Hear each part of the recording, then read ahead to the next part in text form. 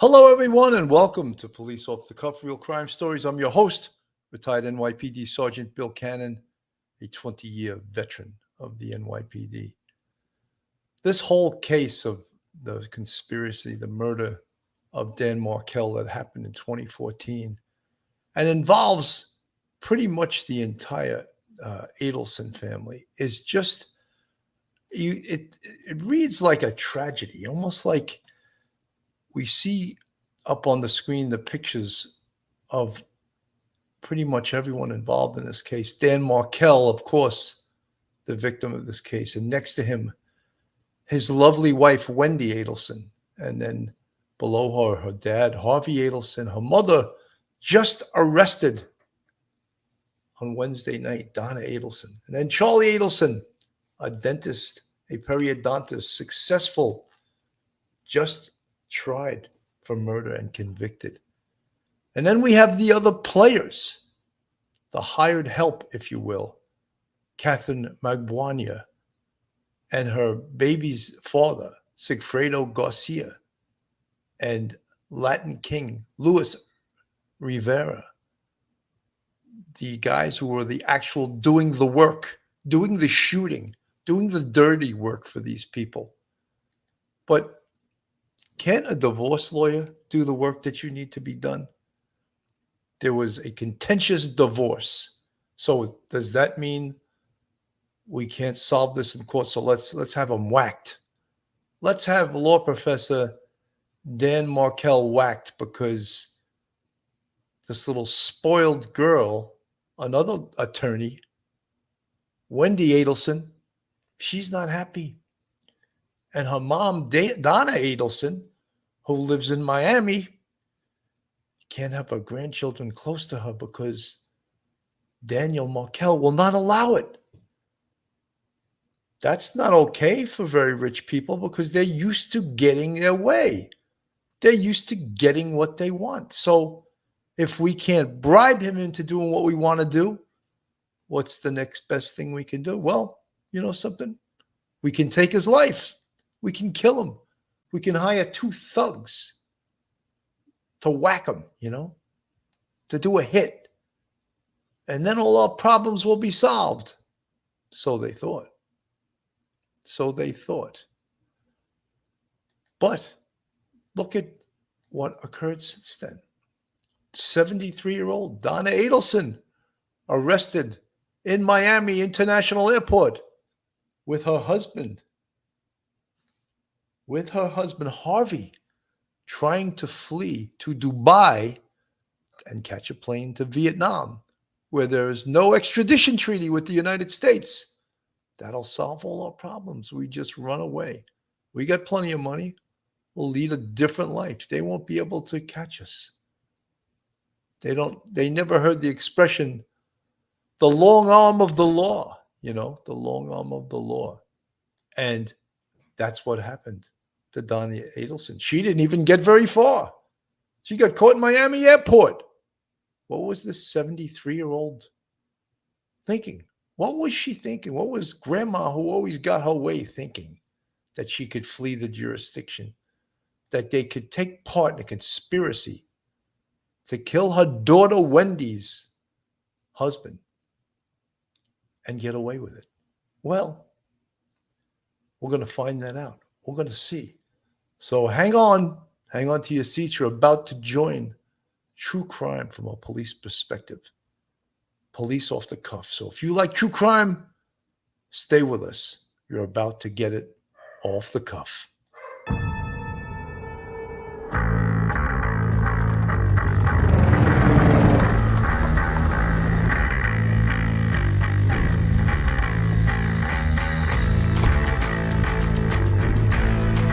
There has to be some common sense.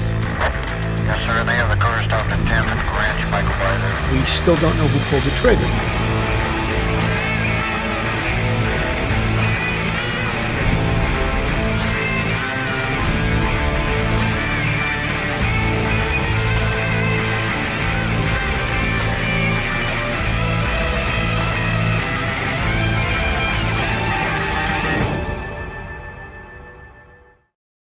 Well, welcome back. prosecutors consider the Adelson family members, the sister Wendi Adelson and their parents, Donna and Harvey, unindicted co-conspirators. None have been charged. Well, actually, Donna has just been arrested and she's going to be charged, right? And they've all denied their involvement. Wendi Adelson has testified with limited immunity in all 3 trials held in this case. So I think that now everyone that has followed this case, I think, agrees and is salivating at the fact that Wendi, she's the one that should be most culpable in this thing. It seems like all the bodies are falling around her, but yet she remains standing. How is that possible? How do all the bodies fall around you and you're not even charged? Is it that she's so smart? Is that she got immunity? And when we talk about her limited immunity, what it actually says by law is Wendi Adelson has immunity in regards to her testimony at the trials. However, any independent evidence separate from her testimony can be used to arrest and prosecute her. So you bet down the road, there's a pair of handcuffs, a pair of Smith & Wesson handcuffs that are going to be slapped on her. You can bet that, because as we all know, all of us followers of true crime, real crime, that there is no statute of limitations for murder. So she could go about living her life. 5 years could go by, 10 years could go by, and all of a sudden, knock, knock at the door. Hello, would you step outside, please? Are you Wendi Adelson? Yes, you are. Okay, put your hands behind your back. You're under arrest. Oh my God, for what? That could happen. That is a reality that one day is going to happen to Wendi Adelson. And do you think she'll be prepared for it at that time? Or do you think she's in total denial that this could even potentially happen to her? I think not. I think she thinks she's above the law. And all the bodies are falling. All the bodies are falling except her. It's like that person that everyone knows is that a grenade could go off in a room and she would be the one that it wouldn't touch, that she would survive it. Because that's the comparison we have here. Look at all these people up on the screen. 5 out of 1 is deceased, right? And 5 out of the 7 are under arrest and facing, well, one cut a deal, Luis Rivera. He's a bad guy. He cut a deal with the devil, they would call it, right? And in prison, he won't be very popular. He'll be known as a rat because he flipped on his buddy, Sigfredo Garcia, There is no honor among thieves. We see that with wise guys all the time. They take the vow of omerta, until they're into it up to their neck, then they'll rat on their mother if they have to, We see that all the time among criminals. Anyway, so Wendi Adelson, all these people are falling around her, all these bodies are falling, but she's still going about her life as if she did nothing. Incredible, right? Just incredible. His former brother-in-law, Dan Markel, the victim in that case. Adelson family matriarch, the mother, Donna Adelson, was arrested last night in Miami, 1 week after Charlie Adelson, her son, was found guilty in the first-degree murder in the 2014 death of Markel. A former Florida State professor, Charlie Adelson's conviction made him the 4th person in Dan Markel's murder to be convicted in the case. The triggerman, Sigfredo Garcia, and Adelson's ex-girlfriend, Catherine Magbanwa, were found guilty in separate trials. A third man, Luis Rivera, took a plea deal for second-degree murder and cooperated with law enforcement authorities in the prosecution of the remaining co-defendants. just so you know how this works with these thugs, here they are. They're going to. This is in the words of Luis Rivera when he was on the stand, and there's a picture of that empty-headed moron. He testifies that they both had guns, and either one of them were ready to be the shooter. However, as it worked out, he was driving, so it was more convenient for Sigfredo Garcia for him to be the shooter. So no big deal. So Sigfredo gets out of the car and pumps 3 bullets into Daniel Markel, right? And then they flee the scene. When Luis Rivera was first told about this job, and he was told about the money and how much they were going to be paid, he was like, well, why don't we just rip them? This is what you're dealing with, right? Honor. Why do we won't do the job? Let's just take the money, And that's why people that hire thugs like this, they're smart enough to know not to give the money until the deal is done. That's not smart, but they're hiring someone to kill somebody. But this is who and what you are dealing with. So Luis Rivera, yeah, he didn't care whether he was the shooter or the driver, but he knows enough. When he's caught, when he's in the shit, he knows enough to rat. He knows enough to turn state's evidence. There is no loyalty among thieves. And here's his buddy. Here's his buddy he grew up with, right? Sigfredo Garcia, the dad of Catherine Magbuana, excuse me, it's a tough name to pronounce. The daddy of Catherine Magbuana's children. So she had a certain amount of loyalty to him, right? A certain amount of loyalty because it's her baby daddy, and so she doesn't want to testify against him, but would she do so to save her own ass? You bet. Just pointing out, I've seen this so many times in my career with the NYPD, in my career in homicide.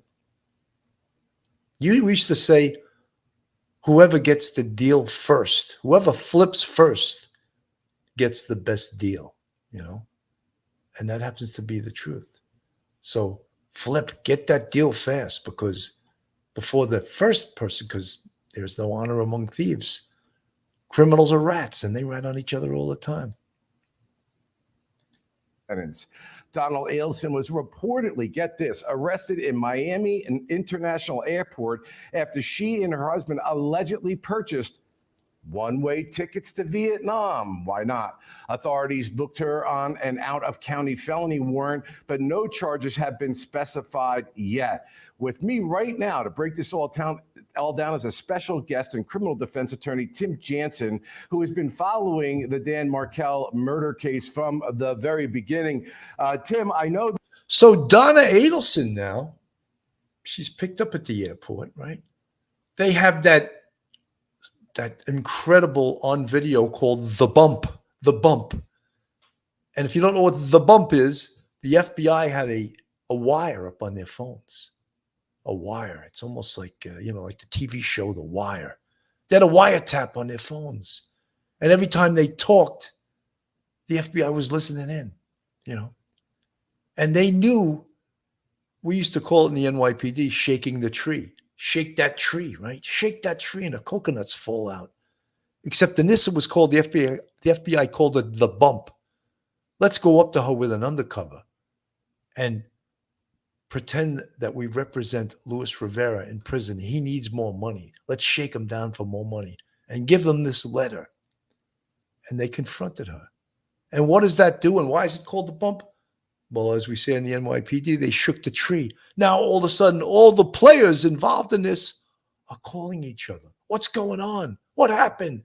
And they're all implicating each other. Isn't that a beautiful thing? So everyone that is so innocent is now telephoning each other and asking, you know what happened, Charlie? We got to discuss this because it affects you and me. That tape was played right in courtroom at Charlie Adelson's trial. And I'm sure it'll be played in the courtroom at his 73-year-old mother's trial. By the time she goes on trial, she'll probably be 74 because it'll take a while, right? All of this evidence that modern day law enforcement has at their disposal. But yet, people still hire thugs like this to do their dirty work, right? He's the shooter, Sigfredo Garcia, right? Thugs like this, guy with an IQ of about 40, Let's trust him to shoot and kill our son-in-law, Because look how smart he is, He's dumber than a tree stump, But he's smart enough again. Smart enough. There we have a picture of the shooter in that little thumbnail there. And we have Donna Markel. And of course, Wendi Adelson and her brother Charlie. Look at that beautiful picture of them. And an amazing thing is that this whole case going to ruin one entire family, right? Just destroy an entire family. Did they ever think of that, you think? Or did power, money, and greed make them think that they could get away with it? There you have on the screen. Look at that. Look at that rogues gallery there, right? On the left, Wendi Adelson. To her left, her mother, Donna Adelson, her brother Charlie, right? And then you have Catherine Magbanua, who hired these two thugs. One of them being the father of her two children. One of them, Sigfredo Garcia. And then high-ranking Latin king, right? High-ranking Latin king. Unbelievable. Luis Rivera. Let's trust our lives to the thugs here, Unbelievable. Like, what were these people thinking, So Charlie Adelson just got convicted, right? Catherine Magbanua was convicted. She's now looking maybe in the future to cut another deal, because look at the deal Luis Rivera got. So she's going to look maybe to cut a deal because she's pretty much facing a life sentence, or has been sentenced to life. 2 30-year sentences. She may never see the light of day, right? So she may look to cut a deal. So Wendi Adelson, don't get too comfortable. Don't get too comfortable in Miami, because one day someone's going to knock on your door and say, please step outside. There you look at that rose gallery, a family ruined. Is Wendi Adelson the next to get charged? And how about Harvey Adelson? Is he the innocent papa? Does he have nothing to do with this? Does he have no culpability whatsoever? We'll find out. We will absolutely find out. That you are the guy, because all the producers, everybody talks about how intimately you are involved in this case. So let me just toss it to you. Like, what kind of seismic effect has this arrest of the mother had? And what are your thoughts as to why it happened, when it happened, and how good a case the prosecutors have? Well, the public has been clamoring for Donna to get arrested. And the reason that is because during the trial of her son, Charlie, the state played lots of evidence that clearly showed Donna was involved in this conspiracy. She looked like she was the lady that was moving the plans to happen. And she's on recorded calls, very damning evidence. And I think they were going to move to indict her. But when they got wind of the fact that she was getting a one-way ticket with her husband, Harvey, to Vietnam, they decided that they were going to go ahead and arrest her. And it is important because the agent that was down there was Agent Pat Sanford, the FBI agent. And Jack Campbell, the state attorney, had previously done research that it's very hard to extradite from Vietnam. It's very cumbersome, and it's long proceedings.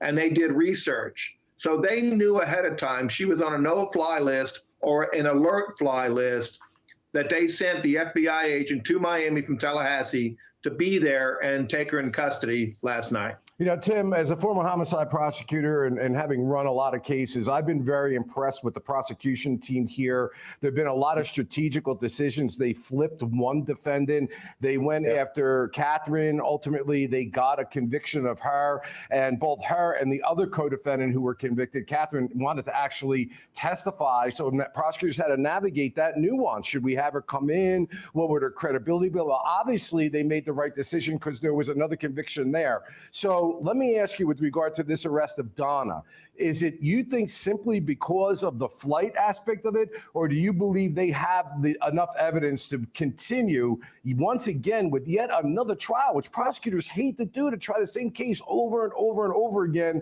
that they think they got the goods on her from the factual standpoint? Oh, they had got the evidence to prosecute her. And here's what happened with Charlie's trial was a dry run of Donna. So they got the goods on Grandma. You know, Grandma just got run over by a reindeer. It'll be worse than that, right? They absolutely have the goods on her. So is there anyone that's feeling sorry for Grandma? That she was complicit in having her son-in-law whacked, murdered, rubbed out, as they say? You know, has anyone feeling sorry for him? I don't think so. You know, I don't think that anyone is feeling sorry for her. The undercover Bob Gwalwowski, the undercover FBI man, didn't sound sinister, but the bump worked. I'm happy that Donna and Charlie had constant stress ever since they first decided to have Dan murdered. Yeah, you know, it's like, do people get away with murder? Yeah, unfortunately, yes, they do. You go to almost any homicide unit across this nation, and perhaps a good clearance rate for the year would be 60%.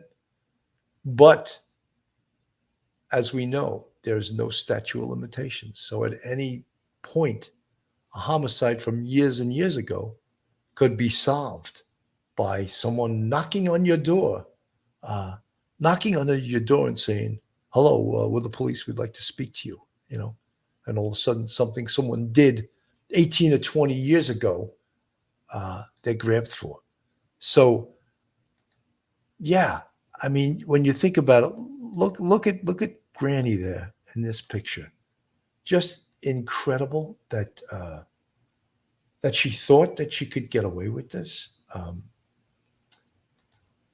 That she thought she could just hire someone and take out her son-in-law. Where do people get these ideas from? You know, what do you think they get these ideas from? Just incredible. I want to play a little bit of Wendy's testimony, because she's very cocky too, very calculating, smart. You know, she's an attorney. She's got a law degree. She knows what she can say and what she can't say. She knows how to say it. Is she deceptive? You bet she's deceptive, you know. I love all these body language people too, and I think they're great. I think they're great, but body language doesn't always mean the same exact thing for the same exact person. We all use certain inflections that are unique to us. However, you know, they'll talk about things like folding your arms, you're being defensive, you know, looking down, you're deceptive. You know, there's many signs of deception. And does she show signs of deception? Absolutely. I don't think there's a person on this earth that can lie without showing little idiosyncratic signs of lying. This isn't your trial, is it? No. Is your brother charged with conspiring with you to do a murder? No. Is he charged with... Did you see how when she answered that, not only did she say no, she shook her head no. And she looked down and closed her eyes. All signs of deception. And but she looks like she's pretty cool, right? But she is showing signs of deception. Conspiring with you to plan a murder? No, Is he charged with soliciting you to do a murder? no, Who is he charged with doing those things with? I don't think anyone. Have you had an opportunity to review his indictment in this case? I have not. Give you an opportunity to take a look at that document to yourself.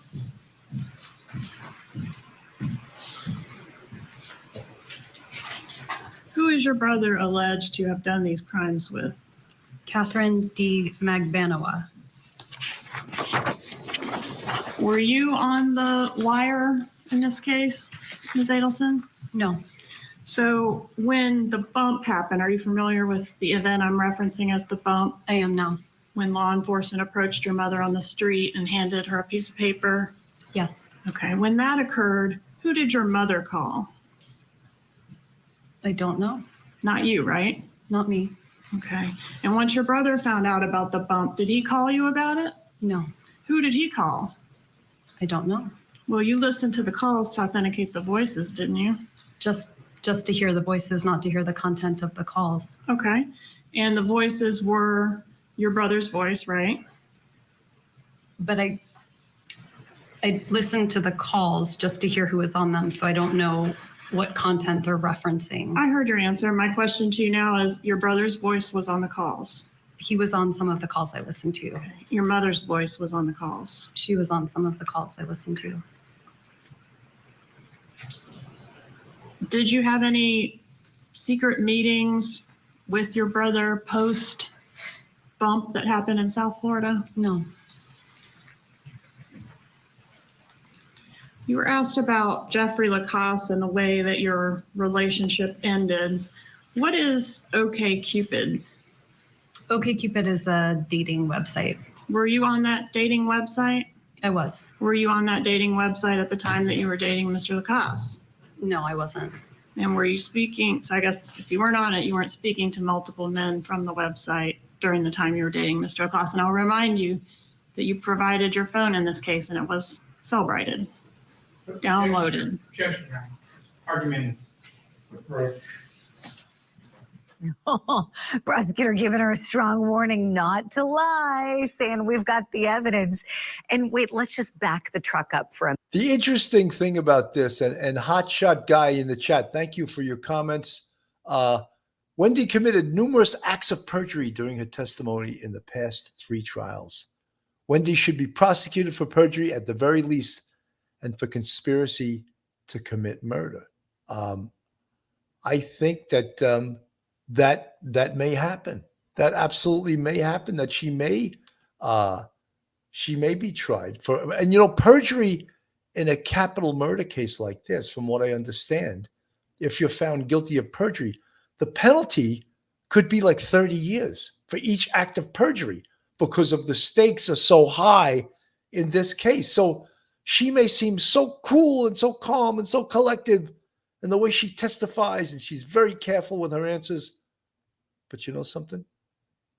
They could be building a perjury case because maybe they can't get her for conspiracy to commit murder. But she's testified at 3 trials. I'm sure they can put together a perjury case on her. And that is what could be the downfall of Wendi Adelson. And we'll see. But she's very, very cool on the stand. Let's go back and watch a little bit more on the stand. Really? Somebody paid him. I learned something this morning. Yeah, me too. You didn't want him held accountable if it was your family members. Didn't you tell law enforcement that? That's not what I told law enforcement. What did you tell law enforcement? I told them that the person who did this should be held responsible and that I had nothing to do with it. Page 122, lines 7 through 12. If somebody tried to kill my ex-husband, they should be prosecuted to the full extent of the law. The investigator says, regardless of who it is, and your answer is, I mean, it would be different if I thought it were my brother. But I don't think it was my family, is what Different I said. now, isn't it? No, it's not different. That's exactly different what I today, said isn't right it? here. No, that's not No right. further questions. Wow. Wow. I mean, just amazing. She got a little bit argumentative with the prosecutor, yet she remained cool. She remained cool. Didn't you just say that you weren't on OkCupid at the time that you were dating Jeffrey Lacoste? I don't know when we say I officially stopped dating Jeff Lacasse, but there's a chance that, I don't remember in 2014 whether I had gotten the app and started talking to people before we officially broke up. Okay, so my point is there's a chance that he was right. You were being unfaithful, or at least talking to other people. He had a reason to be jealous. I think he had some serious jealousy issues that may or may not have been founded. Yeah, I think we got from your testimony that you believe he had serious jealousy issues. My question to you is, did he have a reason to be? No. So he was wrong. He was wrong in June when he accused me of being with multiple people that I wasn't with. Yes. Okay.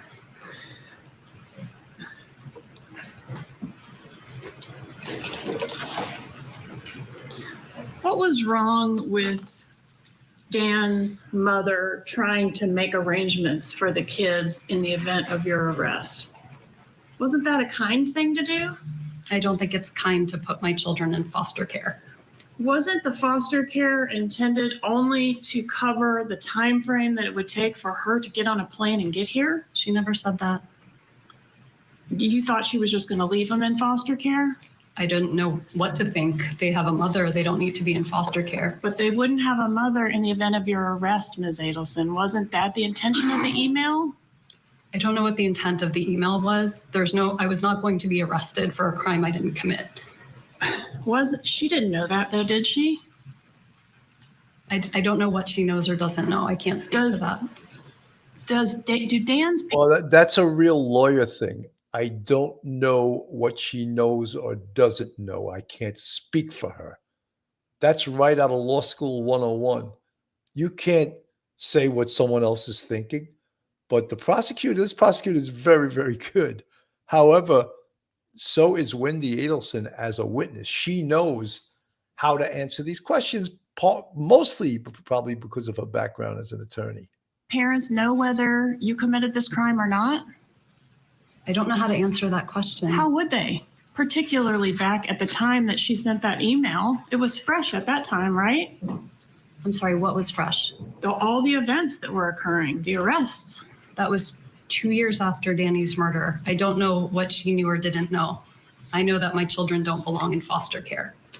Was it a specific foster care that she was requesting be called in the event that the children had no place to go and were going to be going into the custody of the state? She did suggest a specific foster care agency. A Jewish-run foster care agency. A Jewish foster care.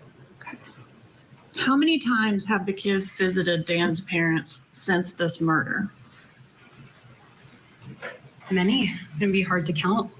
Countless times? Countless times. How many times have they seen him in the last year?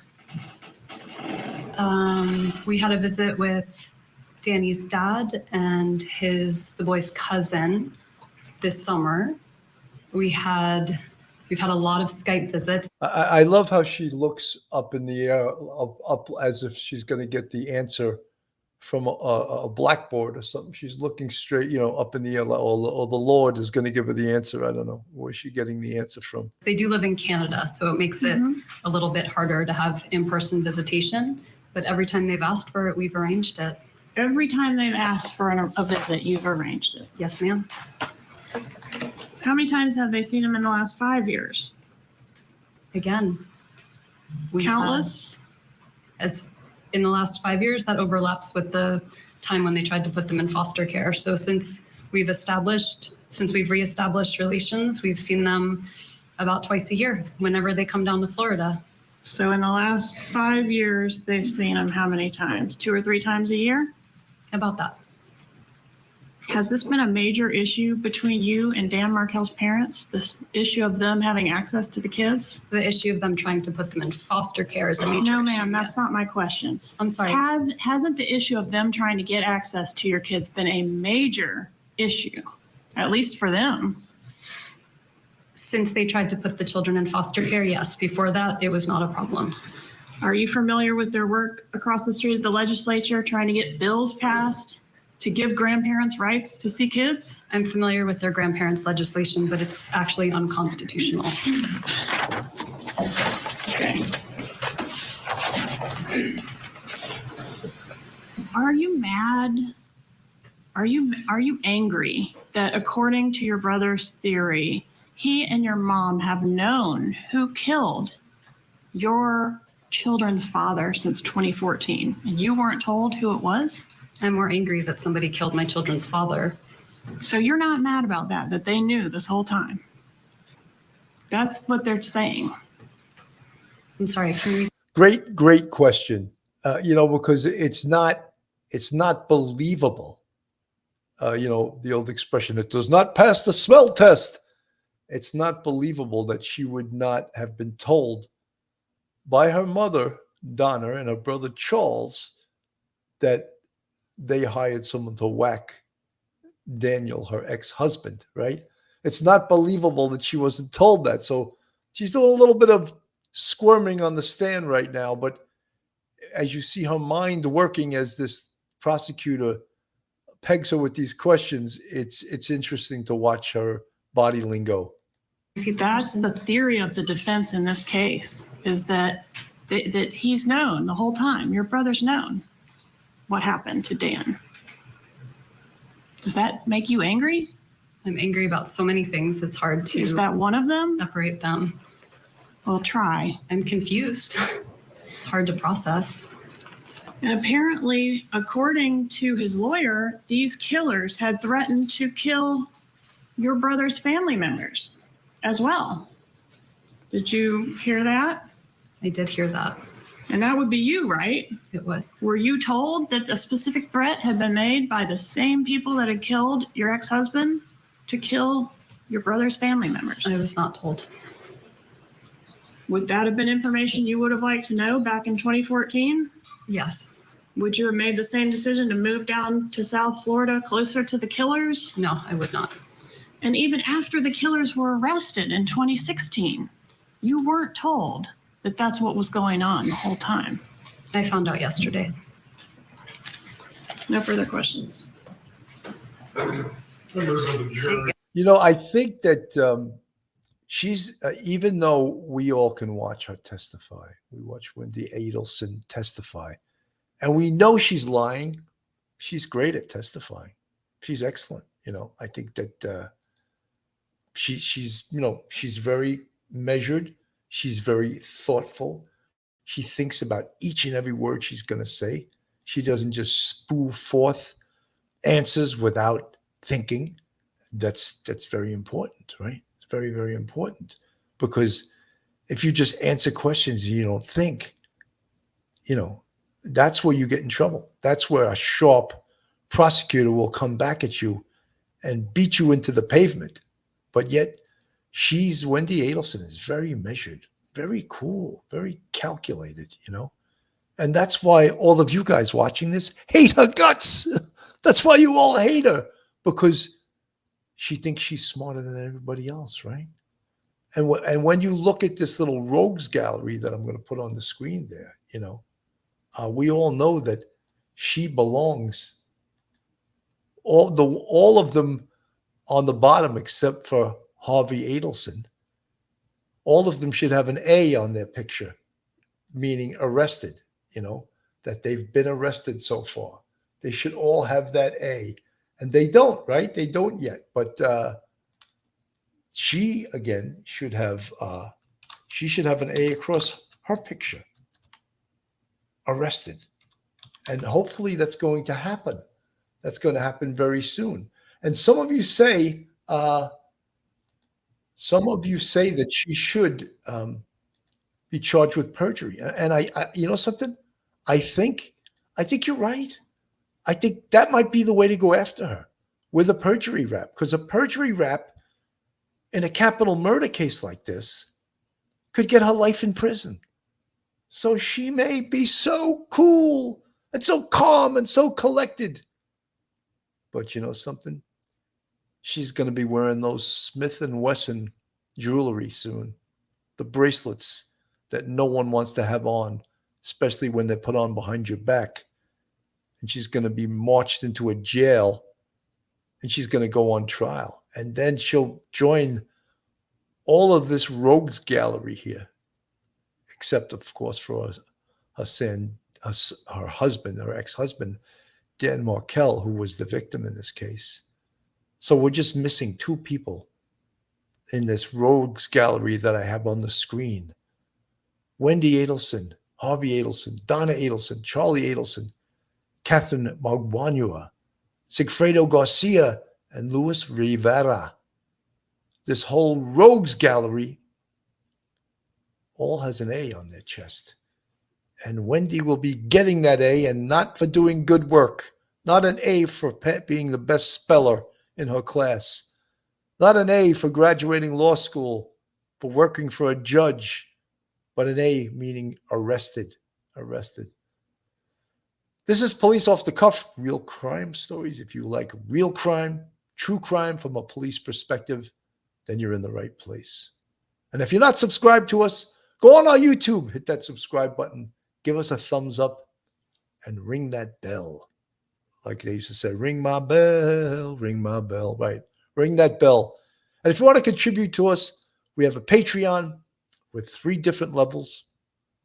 And we have a YouTube channel memberships with, count them, 5 different levels. And you see the folks with the green font in the chat, they're part of our YouTube family, our friends, our subscribers, and they help out this channel. They support this channel, and we really appreciate everything they do for us. This case is unbelievable. You know, it's like, in a way, it's an American tragedy. Power digs into the street to have a problem taken care of that should have been taken care of in a civilized society in a civilized way. Susie Dupree, member for 5 months. Love me some Sergeant Bill. Thank you, Susie Dupree. Very much appreciated. We love at Police Off the Cuff Real Crime Stories. You know, we love people that love us. We love you back. Thank you so much. So yeah, when you think of it like murder for hire, you know, murder for hire. Isn't that horrible when you think of it? And it still happens during this day and age. I'm going to play a little bit of Dan Markel's mom reacting to the arrest of Donna Adelson. Sigfredo Garcia's longtime girlfriend, Catherine Magbanua, had once dated Wendi Adelson's brother, Charlie. And after the murders, Catherine was collecting cash checks and gifts from Charlie. Authorities determined this was a murder for hire orchestrated by Charlie Adelson. After wiretaps, undercover operations, and a murder trial, Charlie Adelson has joined Catherine Magbanua, Sigfredo Garcia, and Luis Rivera behind bars. But now, shocking new developments in the case. Charlie and Wendy's mother, Donna Adelson, has been arrested and charged with orchestrating this murder for hire. Tonight, we get reaction to the latest developments from Dan's mother, Ruth Markel, who joins us live as we continue our investigation into the death and murder of Dan Markel. I'm Wendi Adelson. Thank you for joining us tonight here on Closing Arguments. More big news, more developments in the case involving the murder of Dan Markel. And let's begin where we always begin. Dan Markel was a loving father. That's why he was murdered. That's why he was murdered. That is the reason. Let's go right to the mom. I wanted to get, you're a writer. You wrote this book about this incredible tragedy that you have been through. How would you compare sitting down and writing that book with sitting down and watching these trials? How would you compare those experiences? Well, I'm going to tell you an interesting way of describing it. Some psychologists have this will a wheel of all the feelings that people can have, ranging from sad, pain, happiness, elation, relief, back to pain and worry. I think that I could tell you honestly that I've been through every one of those feelings, those circumstances. And, writing the book creates looking at the wound. This now has extra dimensions to it because of the fact that we're living out, all of the related issues of going through all of this trauma and so forth, seeking justice. This is Dan Markel's mother speaking right now about her murdered son. Now it's over 9 years. It's a long, long time. And as you mentioned before, we've been through trials. And one good thing, I wrote the book about the trial life and certainly talked about uncertainty and waiting. That's been the life for over 9 years. So now we're getting a little bit closer. Obviously, the last month or so, we now have two new words, which is conviction for Charlie Adelson and charges for Donna Adelson. So what's happening now is at least, I would say that the compass is going in the right direction. As we watched the trial and so many people were seeing you there and trying to imagine what you're going through. Where's your focus when you're inside that courtroom? Is it learning the facts? Is it hearing the witnesses? Is it seeing the people who were responsible? Because they came in and they're testifying as well, trying to persuade the jury or trying to help the state persuade the jury that Charlie Adelson was part of all of this, and certainly they'll be there at Donna's trial as well. It's everything. First of all, in this last trial, so having Charlie Adelson sit in front of you is very different when you know this person. In the previous trials, we really did not know. We didn't know Garcia. We didn't know Rivera. We didn't know, Catherine. And here you are, actually coming for the first time with the people who we feel are the most important to be in the courtroom, and yet at the same time it's like a crazy experience. But also I do listen for the evidence, and I think that Georgia had a really good phrase when she talked about the extortion theory, which I really liked. That it's a layaway plan. And and that's important because you come up with these theories from the defense, and you have to really think about, okay, how is the prosecutor going to handle stuff that we all think is really irrelevant or not worthy of any kind of conclusion. So I think there's so much that you feel at the same time, and then of course each witness comes up and you say, okay, did they contribute? Did they not contribute? The very first time I heard Rivera, I was very nervous because he really has to appear credible. And we had friends that were coming down to visit us. And, I couldn't go out to dinner that night. I was so worried. And so this is sort of the yo-yo. Really, there's a yo-yo effect. As we get word now that Donna Adelson tonight has been indicted, that's the big headline. Scripps News Tallahassee got this reporting for us that she's now officially been indicted. But it seems that she was on her way to Vietnam, a country where extradition is not so easy. It's not so easy if there's an American over there and we want to bring them back to this country to be prosecuted. It's tough to get them to court. Amazing what this family has been through. Just to go to the trial every day and to more or less be watching the people that murdered your son. Not more or less, actually watching in testimony, the people who murdered your son. It must feel like it's the word, I hate the overused word, surreal, but it really must feel that way. We're going to watch a little bit more of Wendy's testimony. And again, keep in mind, can and will she be charged with perjury? Brother had seriously hired a hitman where you weren't repeating the joke. You were serious. Is she lying?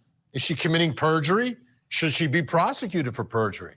Let's talk about that right now. We're bringing my guest in Tallahassee, Florida, criminal defense attorney, former federal prosecutor Tim Jansen, back with us. Also joining us in Bradenton, Florida, body language and voice stress analysis expert Jerry Crotty. Great to have you both here as we dig into this a little bit.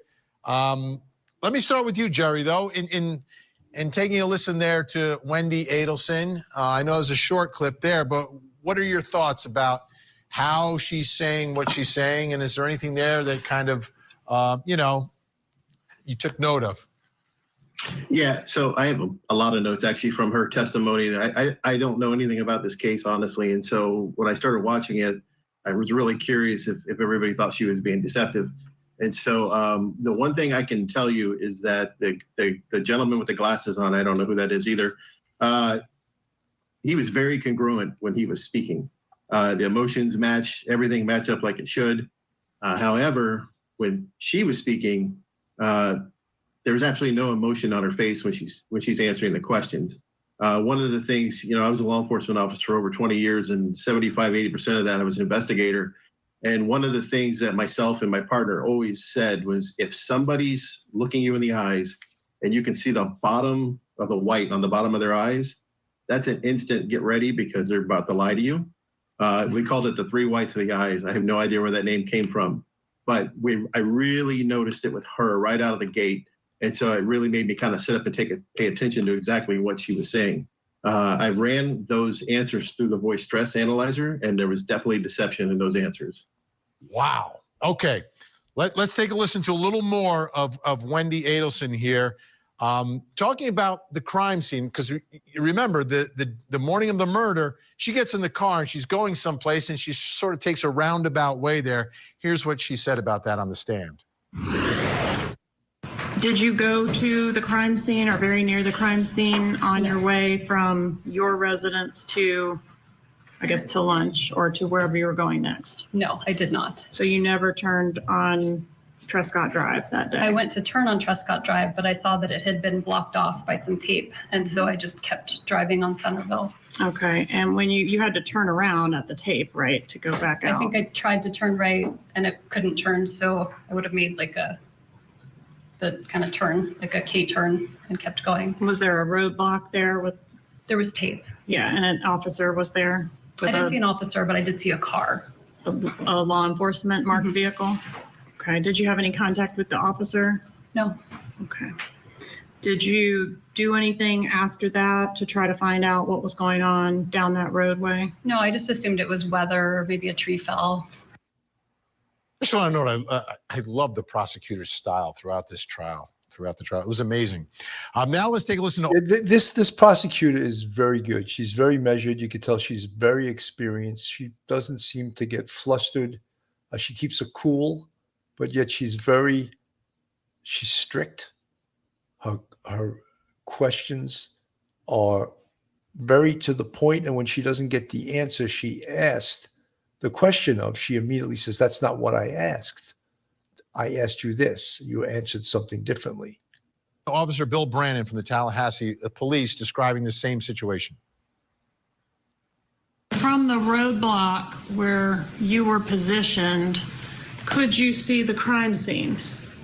Yes. Would it have been obvious to someone approaching your position in a vehicle that there was law enforcement activity going on at that residence? It seems likely. Did you know at the time that Wendi Adelson drove this type of vehicle? Yes. All right, so you noticed this vehicle or a vehicle identical to this one approach your position? Yes, ma'am. And what did the vehicle do when it approached your position? Just stopped pretty quick and turned around and headed back in the other direction.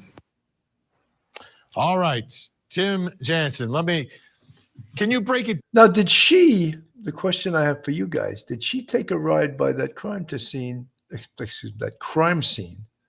to see if the dirty deed was done. Was that her purpose? What was the reason she was driving by there? And then she sees crime scene tape at her ex-husband's home. And is it believable that she doesn't stop? If she thought something nefarious happened, wouldn't you stop at your ex-husband's house to see what happened?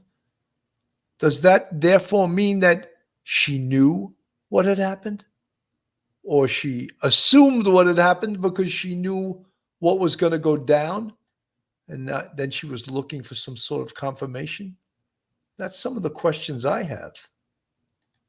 Down for us, because everyone thought this was a little strange that Wendi Adelson is testifying at this trial as a state witness. She gets some level of immunity. Can you break down that immunity and why that could make it difficult to actually prosecute her for the murder? And then give me your take on pursuing potential perjury charges here. Absolutely, Vinny. She was given derivative use immunity, meaning anything she said at the trial could not be used against her, and they couldn't take her words to go out and find evidence that was derivatively used. But she was not protected from perjury. So if she commits perjury, she can be prosecuted. She's testified in 3 trials. What's important in Charlie's trial was that they filed a motion in limine to keep out Lacasse's statement about hiring the hitman. The judge sustained it because it was hearsay. And Wendi had already testified. So when Charlie was going to testify, it was sustained. They had to recall Wendi. Wendi had to deny it. Then they recalled him for impeachment, and then it was admissible. So the problem with the prosecuting Wendi is the lack of evidence and the Castigar issues with the derivative use. But she could be prosecuted with perjury, and it's not unheard of. Remember the Parkland shooting, Scott Peterson, that police officer was charged with perjury. Now, he was found not guilty.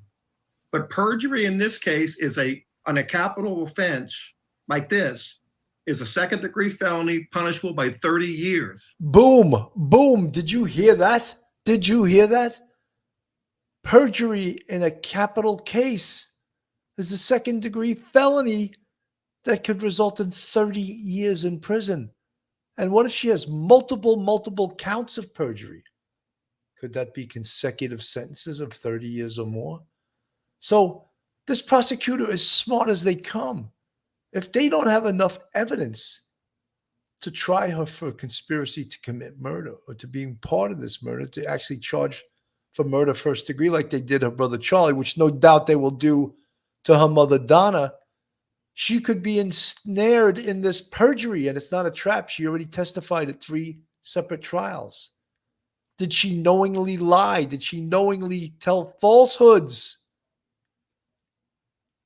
You know, they could build this case on perjury. And believe me, everyone that's followed this case has a distinct disdain for Wendi Adelson, that she is the catalyst, although many point to her mother Donna as being the catalyst. Was it Wendi who was complaining to her, the Adelson crime family, as someone put it in the chat before? Was she complaining to the Adelson crime family? My husband this, my husband that. We got to get rid of him. Blah, blah, blah. Is that a possibility? I think it is. I think it is. And if she testified in 1 or 2 trials, you could stack those perjury counts. And the car going by the scene, relatively easy to prove with the phone where she was, and Centerville Road and that Trescott is right there. And who's the witness against her? A sworn law enforcement officer who recognized her car. So they may not get her on murder, but they may get her on perjury. You know, Al Capone didn't get convicted of murder. He got convicted of tax evasion. That's right. He still went to prison. That's right. Then you look at O.J. Simpson. He got jammed up for trying to get his memorabilia back. You know, it's interesting that he said that because, you know, in a lot of organized crime cases, and one of the things that organized crime hates the most is the term RICO, the RICO statute, racketeering, influence, organized crime, racketeering, influence, corruption, and organized crime. That statute put more mobsters away forever than any other law on this earth. So that is why that mobsters were all flipping on each other, because of the RICO statutes.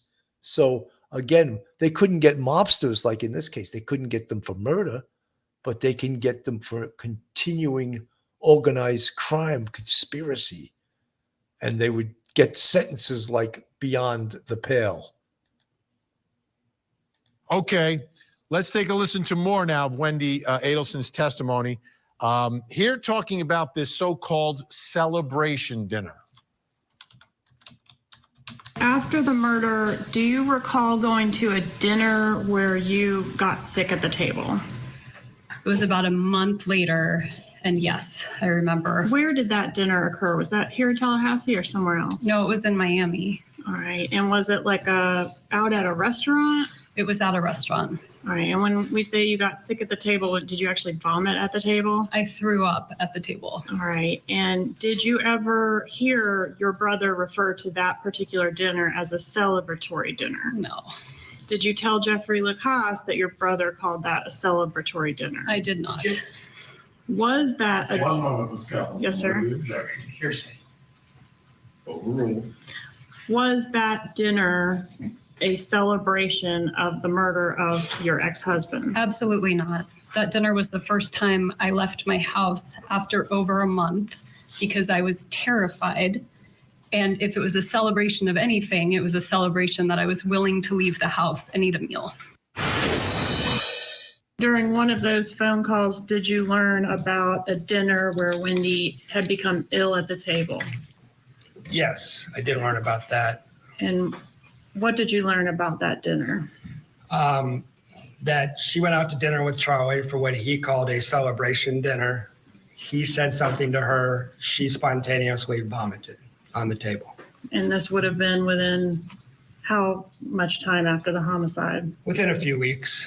Was it specified that the celebration was in reference to Dan Markel's death as opposed to anything else? Wasn't specified. Okay. But whatever it was, that's the dinner where she vomited. That's right. All right, Jerry Crotty, how about Wendi Adelson here?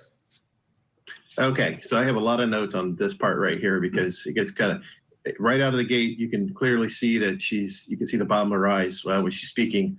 Again, that's the three whites of the eye. So I started really paying attention to what she was saying. When she starts out, she's very spontaneous with her answers about asking if she vomited at the restaurant, things like that. But then when she gets to the part to where it really starts to count, she closes her eyes when she answers, and that's indicative of somebody that just doesn't want to see the reaction of the person they're speaking to when they do it. And then again, I analyzed her response about the celebratory dinner, and again, there was stress indicated on that response from her. The attorney asked her if the dinner was a celebration of the murder of your ex-husband. Now, that's a pretty direct accusatory question. There should be some type of emotion displayed during that question. And the answer should be no, and it should be right away. She begins shaking her head no before she's even to the point to where she's asking if it was about murdering the husband. And so she already knew this question was coming. She's anticipating it. And then her answer was just the worst answer you could give, which was absolutely not. You actually hear her voice crack when she's giving it. Again, I analyzed that as well. And again, there's deception indicated on that response as well. And then when she's answering the questions that are the most important, the head nodding begins to kind of fail on her. She's not doing it like she was before. And so when you compare it to when she was answering the questions about, when we know she's being truthful, and when it counts, it changes. So again, it's not congruent.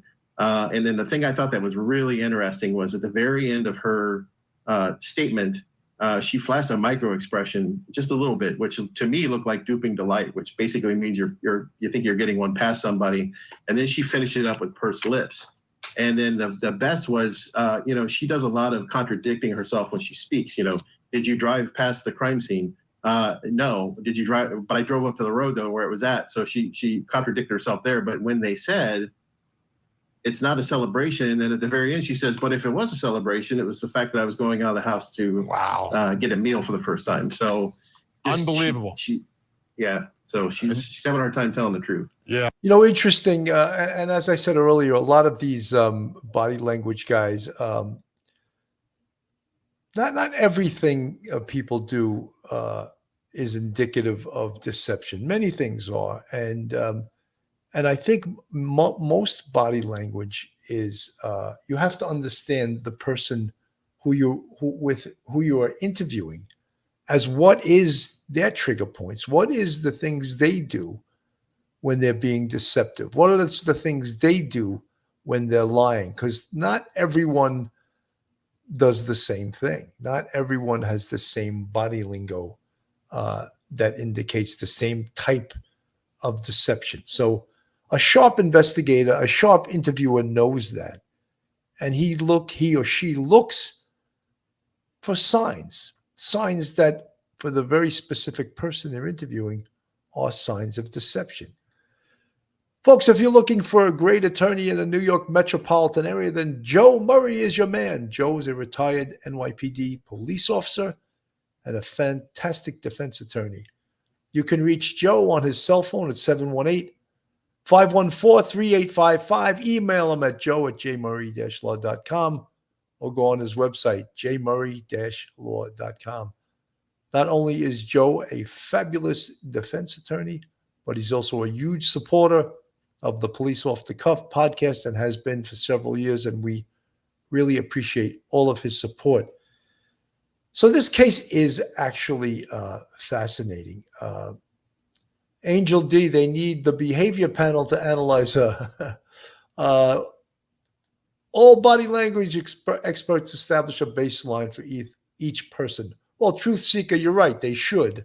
But I've heard a lot of body language people that it's not, they talk in absolutes many times. And if we've learned anything in this world, almost nothing is an absolute. There always has to be a little give and take in almost everything, So I don't want to say that. And then look, I agree and I applaud the body language people. I think they're fantastic.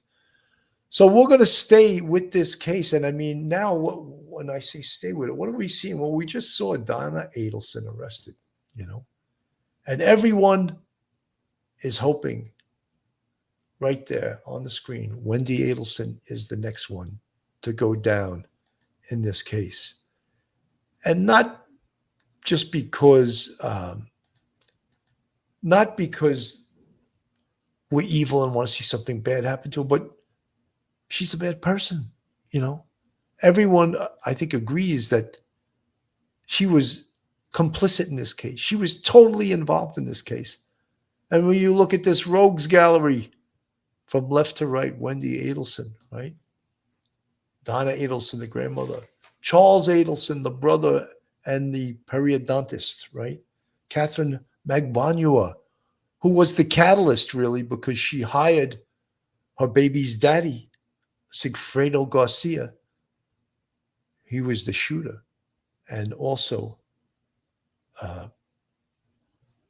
Luis Rivera, the former Latin king, to go along and do this dirty deed.